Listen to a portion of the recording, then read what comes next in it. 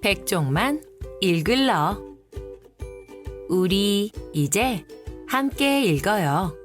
백종만 읽어요.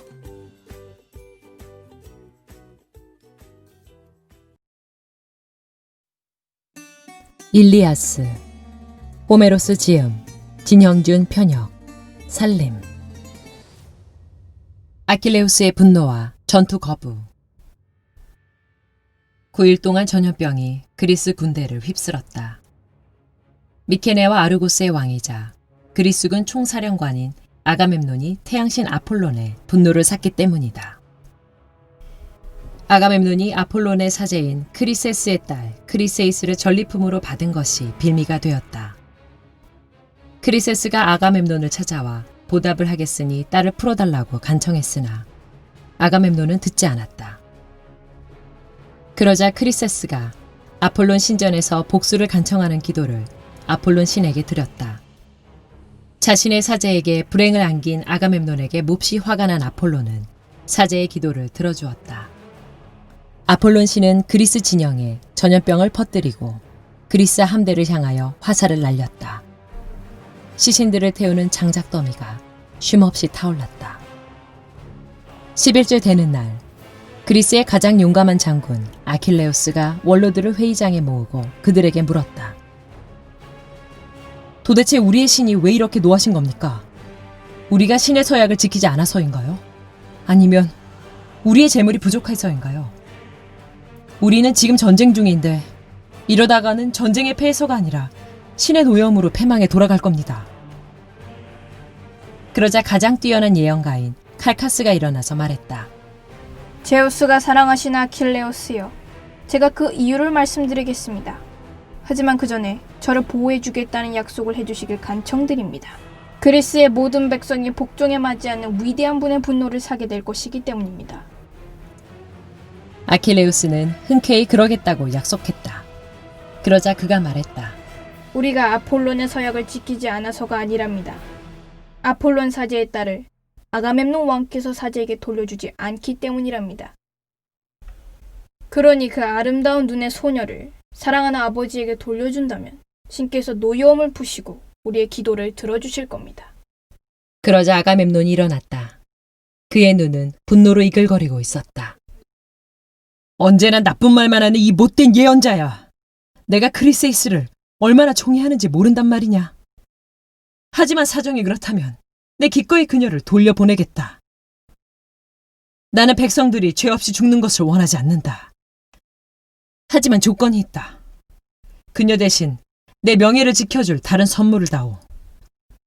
나만 아무 선물을 못 받는다면 내 명예는 어떻게 지키란 말이냐.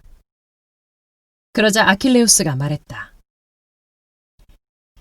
아트레우스의 아들, 당신은 어쩌면 그토록 탐욕스럽소.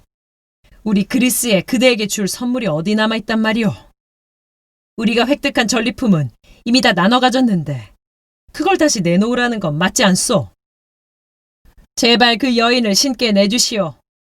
우리가 트로이 성을 함락시키는 날 당신에게 서너 배로 보상해 줄 테니.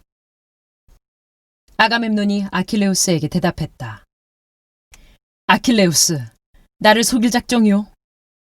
그래, 당신 선물은 그대로 두고 내 것만 빼앗으려는 거요? 후에 넉넉히 보상을 해준다면 내 기꺼이 받아들이지. 하지만 나중에 딴소리하면 어떻게 될지 두고 보시오. 일단은 바다에 검은 배를 띄우겠어. 크리세이스를 태워서. 그런데 나만 손해보면 안 되지. 세상에서 가장 무서운 인간 아킬레우스. 그 배에는 당신이 얻은 것도 태워야 할 거요. 그러자 아킬레우스가 자리에서 벌떡 일어나 그를 노려보며 말했다. 자기 이익만 챙기는 탐욕스러운 왕 같으니라고. 과연 어떤 그리스 백성이 진심으로 당신에게 복종할 것 같소? 내가 이곳 트로이 전쟁터에 온 것이 과연 무엇 때문이오? 트로이인들은 내 소와 말을 약탈하지도 않았고 내 곡식을 망쳐놓지도 않았지. 내가 이곳에 온 것은 오로지 그대와 그대의 동생 메넬라오스의 복수를 위해서였소. 그런데 내 목마저 빼앗으려 들다니. 내가 언제 가장 좋은 걸 탐낸 적이 있던가. 내 힘으로 승리를 거두고도 나는 언제나 당신에게 양보를 했소. 나는 늘 보잘것없는 것만 챙겼을 뿐이요. 난 그만 고향으로 돌아가겠소. 여기서 모욕이나 당하면서 당신한테 재물이나 명예를 챙겨줄 생각은 전혀 없어. 인간의 왕인 아가멤논이 대답했다. 갈 테면 가시오. 말리지 않을 테니. 난 제우스께서 직접 키우신 인간들 중에 당신이 가장 싫소. 당신은 언제나 다툼과 전쟁만 좋아할 뿐이지. 하지만 어쩌겠소. 그것도 제우스께서 주신 재능이니. 자, 부하들과 함께 배를 끌고 당신 고향으로 돌아가시오. 당신이 화를 내건 말건 난 신경 쓰지 않소. 하지만 다시 한번 말해두지. 아폴론께서 나의 크리세이스를 앗아가신 대신 나는 당신 막사로 가서 당신이 받은 선물인 그녀 브리세이스를 데려올 것이오. 그래야 내 권위가 살 테니까. 그 말을 들은 아킬레우스는 분노와 수치심에 휩싸였다. 그는 망설였다.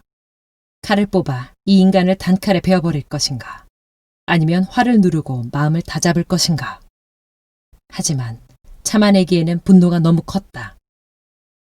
한편 아가멤논은 자신이 아킬레우스에게 했던 말을 떠올렸다. 그는 두 전령을 불러 명령했다. 너희는 지금 당장 아킬레우스의 막사로 가서 브리세이스를 데려와라. 만일 그가 거부하면 내가 직접 병사들을 이끌고 갈 것이다. 전령들은 마지못해 아킬레우스의 막사로 갔다. 그러나 눈치만 볼 뿐 감히 말을 꺼내지 못했다. 그러자 낌새를 챈 아킬레우스가 말했다. 어쨌든 아가멤논은 그리스 연합군의 사령관이니 그의 뜻을 거역할 수는 없었다. 이리 오게, 두 사람. 잘못은 브리세이스를 데려오라고 그대들을 보낸 아가멤논 왕에게 있지. 그대들에게 무슨 잘못이 있겠는가. 파트로클로스, 그녀를 이들에게 넘겨주게나. 파트로클로스는 아킬레우스가 이르는 대로 브리세이스를 막사에서 데리고 나와 전령들에게 내주었다. 그녀는 마지못해 그들을 따라갔고 아킬레우스도 눈물을 흘렸다. 마음에 큰 상처를 입은 아킬레우스는 바닷가로 나가 언덕에 홀로 앉아 한없이 넓은 바다를 바라보며 두 손을 쳐든 채 그의 어머니 바다의 여신 테티스에게 호소했다. 어머니, 어머니가 저를 인간으로 낳아주셔서 저는 죽을 수밖에 없는 운명을 타고났지요. 그렇다면 올림포스의 천둥의 신 제우스께서 제가 명예만은 지킬 수 있도록 해주셨어야죠. 하지만 제우스께서는 저한테 사소한 명예조차 허락하지 않으시는군요. 아트레우스의 아들 아가멤논이 저를 욕보이고 제 명예로운 선물을 가로채 가도록 내버려 두시는군요. 그가 눈물을 흘리며 호소하자 테티스 여신이 안개처럼 떠올라 울고 있는 아들 앞에 나타났다. 여신은 아들을 다독이며 말했다. 아들아, 왜 그리 슬피 울고 있느냐. 숨김없이 다 말해보려무나. 그 사이에 오디세우스가 이끄는 배는 크리세에 무사히 도착해서 크리세이스를 사랑하는 아버지의 품에 안겨주었다. 그러자 크리세이스의 아버지 크리세스는 제단을 차린 후 두 손을 들고 큰 소리로 아폴론 신에게 기도했다. 그리스를 지켜주시는 태양과 활의 신이시여, 기도드립니다. 전에 신께서는 그리스인들을 공경에 빠뜨려달라는 제 기도를 들어주셔서 제 명예를 드높여 주셨습니다. 이제 다시 한번 제 소원을 간청하오니 그리스인들을 끔찍한 멸망에서 구해주십시오. 아폴론 신은 그의 기도를 들어주어 그리스군 진영의 전염병을 끝냈다. 신들의 싸움. 아킬레우스가 무장을 하고 앞장서자 사기 충전한 그리스군이 그 뒤를 따랐다. 트로이군도 대열을 정비하고 맞은편 언덕 위에 진을 쳤다. 올림포스 정상에서는 제우스가 신들을 불러 모아놓고 회의를 열었다. 모든 신들이 다 모였고 아름다운 숲과 초원에 사는 요정들도 다 모였다.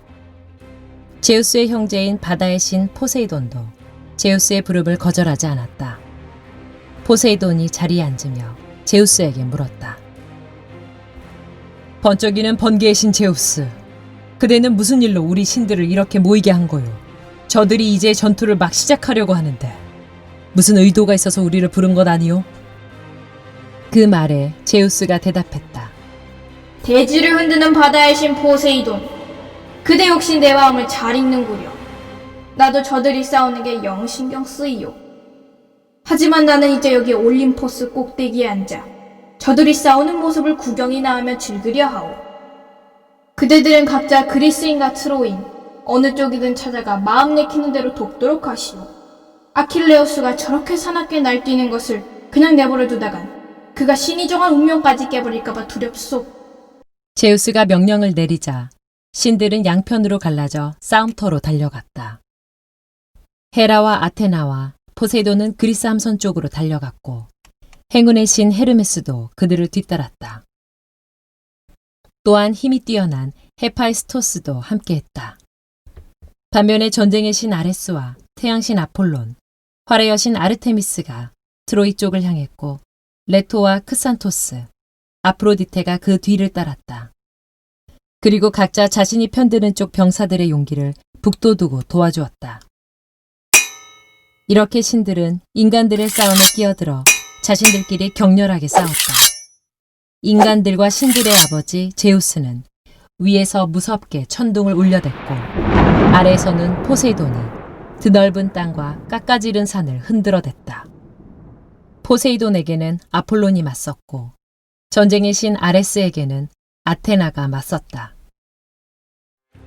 헤라에게는 황금 화살을 가진 아르테미스가 맞섰고 레토에게는 헤르메스가 맞섰다.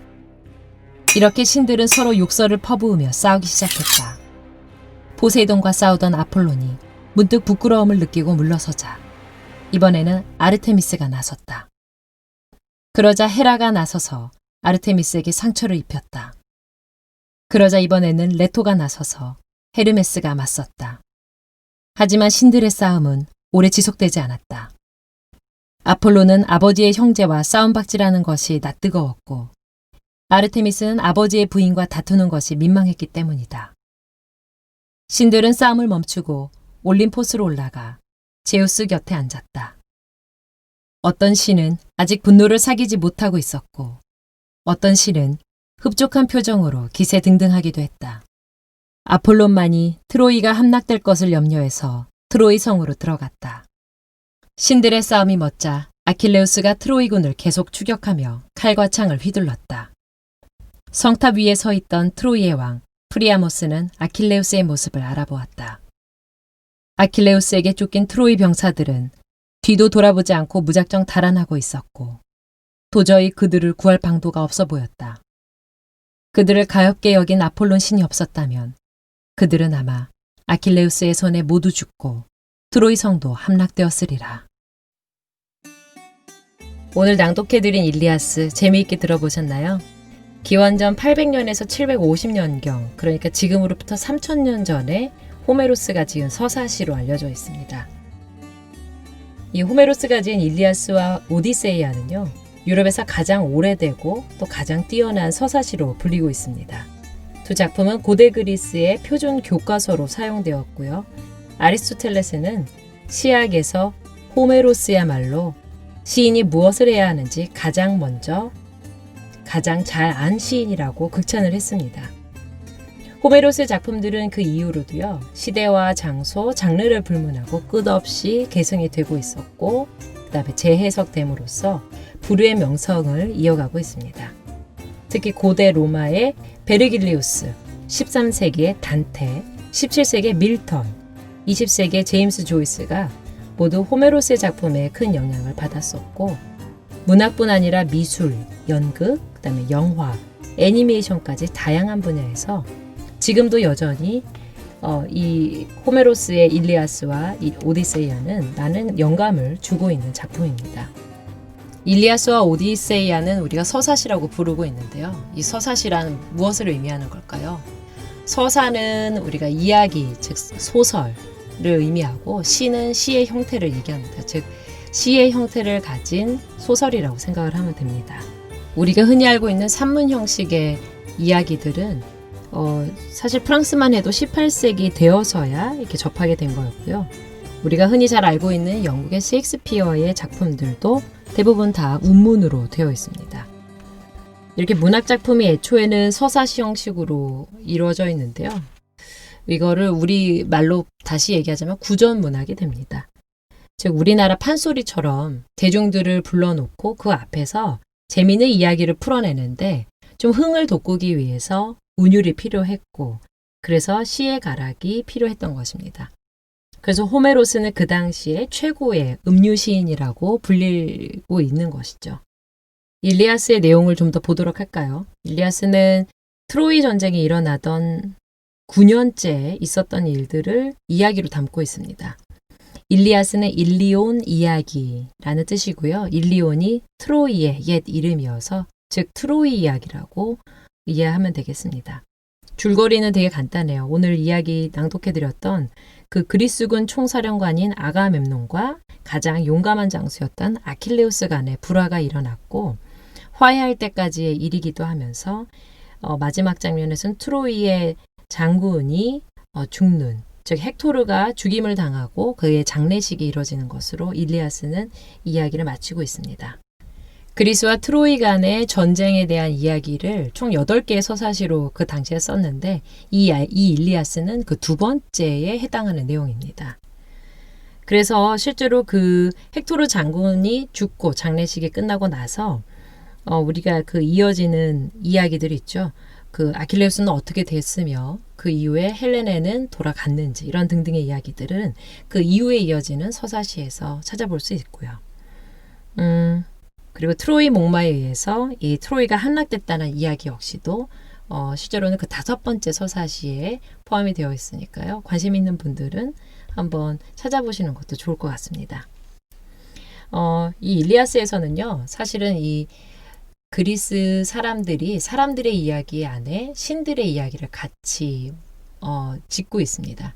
즉 사람들이 그 당시에 그들의 꿈, 즉 염원이 신들의 이야기로 승화가 되고 있어서 그 당시에 이제 구스타프 융은 이 그리스의 신화에 나오는 신들이 인간의 이상형이라고까지 부를 정도였습니다. 그래서 우리는 이 일리아스를 읽으면서요. 그 당시 그리스 사람들이 꿈꿔왔던 그 사람들의 이상형들을 직접 만나고 만끽하실 수 있으면 좋겠습니다. 오늘 준비한 내용은 여기까지입니다. 다음에 만나요. 지금까지 북나레이션의 비와 지였습니다.